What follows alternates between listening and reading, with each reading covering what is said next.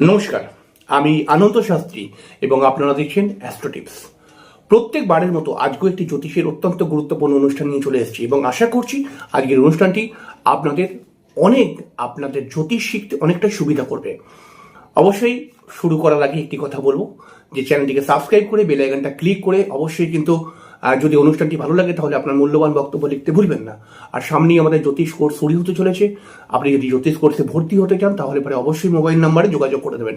হ্যাঁ, আপনি যদি নিজের জন্মছক আমাকে দিয়ে বিচার করাতে চান বা বিবাহের জন্য জটক বিচার করাতে চান তাহলে পারে কিন্তু অবশ্যই বা জটক বিচার করতে চান অথবা কোনো গ্রহ প্রতিকার করতে চান, কোনো তন্ত্র প্রতিকার করতে চান, তাহলে আমাকে দিয়ে যদি করাতে চান তাহলে পারে কিন্তু অবশ্যই আমার মোবাইল নাম্বারে যোগাযোগ করে নেবেন এবং আমি আপনাকে সর্বতোভাবে সাহায্য করব যাতে আপনি নিজের সমস্যা থেকে বেরিয়ে আসতে পারেন।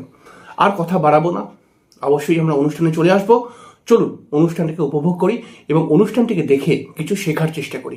নমস্কার। আজকে আমরা মানুষের শরীরে কোন রোগ আসতে পারে এই বিষয় নিয়ে আলোচনা করব। প্রত্যেকটি গ্রহই সেই গ্রহটির কারকতা অনুসারে মানুষের শরীরের মধ্যে রোগ আনতে পারে, তবে কিছু কন্ডিশনেতেই গ্রহরা কিন্তু রোগ দেয়। তো প্রথমে আমাদেরকে একটা কথা মাথায় রাখতে হবে যে লগ্ন যদি কোনোভাবে বলশালী হয়ে যায় তাহলে পারে একজন মানুষ রোগে পড়লেও রোগের সাথে লড়াই করতে পারে এবং রোগটিকে সুন্দরভাবে সে রিকভার করার জন্য উদ্যোগ নেয় এবং কোনো কোনো সময় লগ্নপতি যদি বলশালী হয়ে থাকে তাহলে হয়তো শরীরে রোগই চট করে আসে না। এরকমও ঘটনা কোনো কোনো ক্ষেত্রে দেখতে পাওয়া যায়, তবে এরকম যে সর্বক্ষেত্রে হবে তা কিন্তু নয়। এবার দেখুন, আমি পরপর কয়েকটি গ্রহ লিখেছি: রবি, চন্দ্র, মঙ্গল, বুধ, বৃহস্পতি, শুক্র, শনি। এই প্রত্যেকটি গ্রহই তো তার নিজস্ব কারকতা অনুসারে রোগ দিতে পারে। যেমন রবির দ্বারা হার্টের সমস্যা, চোখের প্রবলেম এবং তার সঙ্গে সঙ্গে বুক সংক্রান্ত কোনো প্রবলেম, শ্বাসকষ্টজনিত কোনো সমস্যা কোনো কোনো সময় দেখতে পাওয়া যায়। রবির জন্য দুরারোগ্য জ্বর হতে পারে এবং বিভিন্ন বিভিন্ন প্রবলেম আসে। চন্দ্র থেকে আমরা কিন্তু জল সম্পর্কীয় সমস্যা মানে জলীয় রোগগুলো তো অবশ্যই, যেটা গাইনোকাল প্রবলেম হতে পারে। চন্দ্র যদি কোনোভাবে রোগের ঘরের সঙ্গে কানেক্ট হয় তাহলে পারে শারীরিক ভাবে দুর্বল করে দেয় অনেক সময় মানুষকে, ঠান্ডা লাগার প্রবণতা, সাইনাসের প্রবলেম। চন্দ্র যদি একাধিক পাপগ্রহ দ্বারা পীড়িত হয়ে যায় তাহলে পারে কিন্তু জল থেকেও অনেক সময় মানুষের দুর্ঘটনা ঘটে। সেটা কোনো নদীতে চান করতে গিয়ে কোনো দুর্ঘটনা ঘটে গেল, বা হঠাৎ রাস্তায় হয়তো খুব বৃষ্টি হয়েছে, রাস্তায় পিছলা খেয়ে পড়ে গেল। এরকম বিভিন্ন বিভিন্ন কাহিনী হতে পারে। হয়তো বা সে এমন কিছু জল খেলো, সেই জলটা খেয়ে ডায়রিয়া টাইপের হয়ে গেল। এরকম এরকম বিভিন্ন প্রবলেম আনতে পারে। মঙ্গল সাধারণভাবে রক্ত সম্পর্কীয় রোগ দেয়, রক্তের মধ্যে হিমোগ্লোবিনের মাত্রা কমিয়ে দেয়। এছাড়াও মঙ্গল যদি রোগের ভাবগুলোর সঙ্গে বা একাধিকভাবে পীড়িত হয়ে যায় একাধিক অশুভ গ্রহের দ্বারা তাহলে পারে কিন্তু মাথার প্রবলেম বা মাথা ফেটে যাওয়া, অনেক সময় বলি হাত পা ছিলে যাওয়ার প্রবলেম বা হাত পা কেটে যাওয়ার প্রবলেম।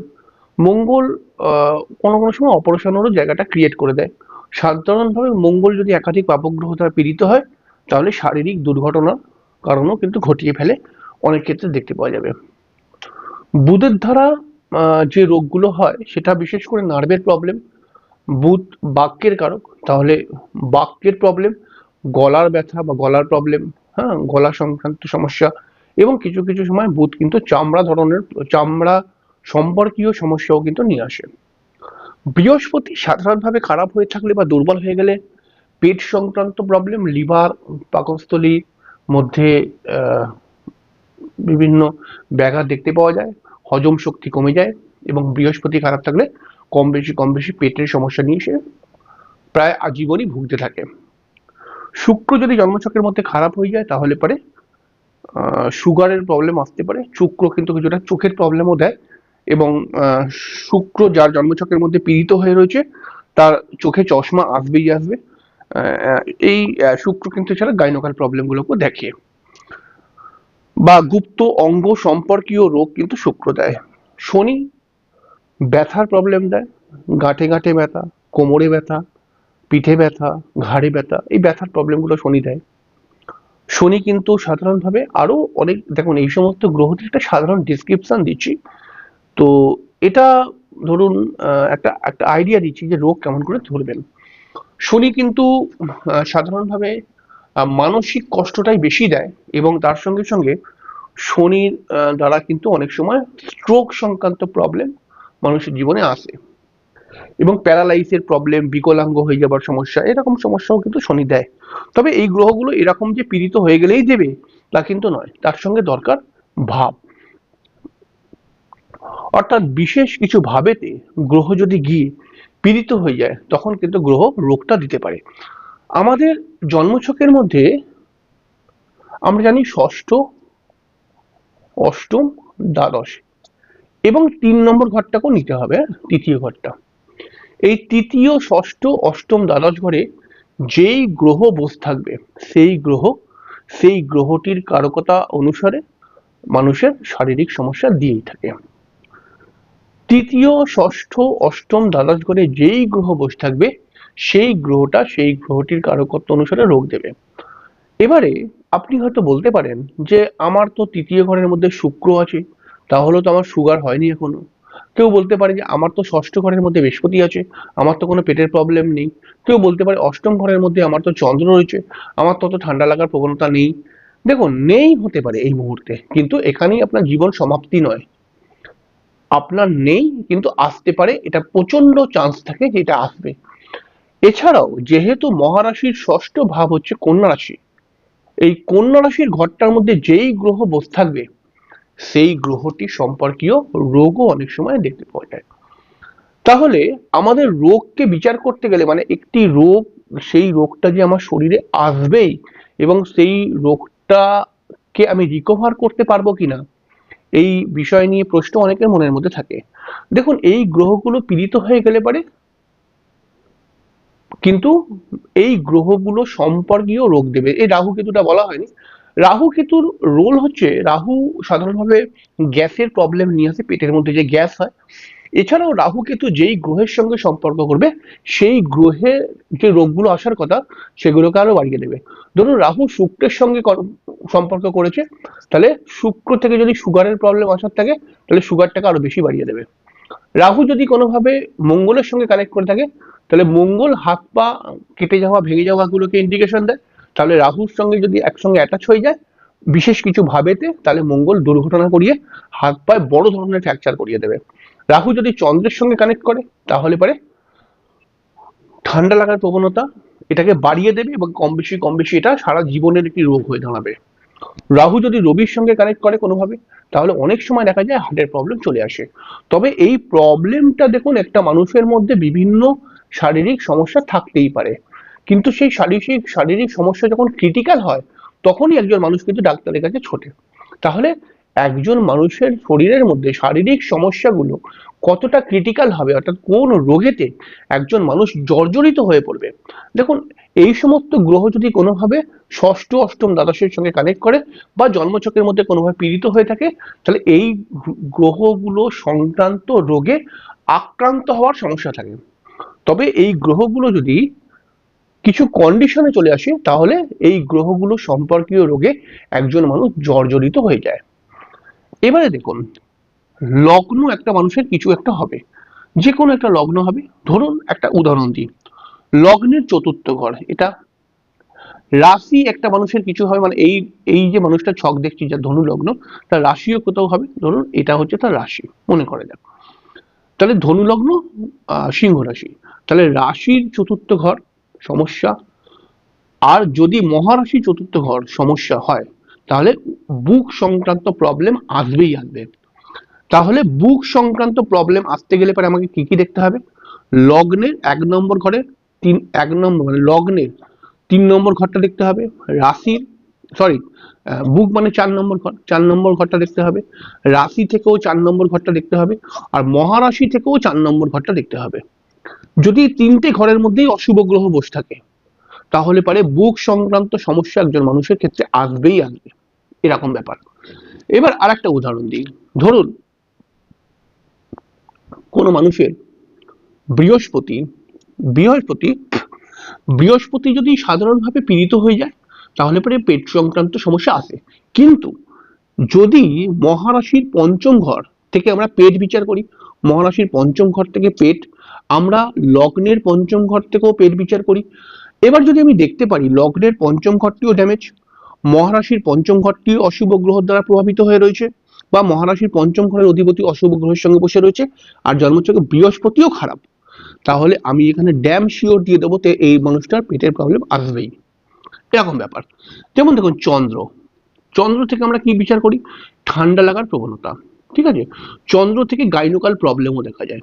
ধরুন একজন মানুষের গাইনোকাল জায়গাটাকে ইন্ডিকেশন দেয় সপ্তম আর অষ্টম ভাব, বিশেষ করে সপ্তম ঘরটা। তাহলে একজন মানুষের আমি দেখতে পাচ্ছি সপ্তম ঘরটা, লগ্নের সপ্তম ঘরে পাপক গ্রহ রয়েছে, লগ্নের সপ্তম ঘরে পাপক গ্রহ, হ্যাঁ, পাপ গ্রহ। আমি দেখতে পাচ্ছি মহারাশির সপ্তম ঘরের মধ্যে, সপ্তম ঘরের মালিককে, মহারাশির সপ্তম ঘরের মালিক হচ্ছে শুক্র, শুক্র গ্রহটাও কোনো অশুভ গ্রহের সঙ্গে বসে রয়েছে, আর তার জন্মছকের মধ্যে চন্দ্রও খারাপ হয়ে গেছে বা অশুভ গ্রহের দ্বারা বসে রয়েছে। তাহলে আমি এটাকে বলে দেবো ডেফিনেটলি আপনার গাইনোকাল প্রবলেম আসবেই আসবে, এরকম হবে। এবার দেখুন আর একটা বিষয় হয়, ধরুন আমরা সাধারণ দৃষ্টিকোণ থেকে সন্তান বিচার করি পঞ্চম ঘর থেকে, কিন্তু আলটিমেটলি মেডিকেল সায়েন্স অনুযায়ী যদি আপনি চলেন তাহলে ষষ্ঠ, সপ্তম আর অষ্টম এই ঘরটাই সন্তানের জন্য কিন্তু খুব গুরুত্বপূর্ণ ঘর, যদি মেডিকেল অ্যাস্ট্রোলজি থেকে চলেন। সাধারণভাবে আমি যদি বলি কি সন্তান কোন ঘর থেকে বিচার করা হয়, তাহলে সবাই উত্তর দেবে পঞ্চম ঘর থেকে বিচার করা হয়।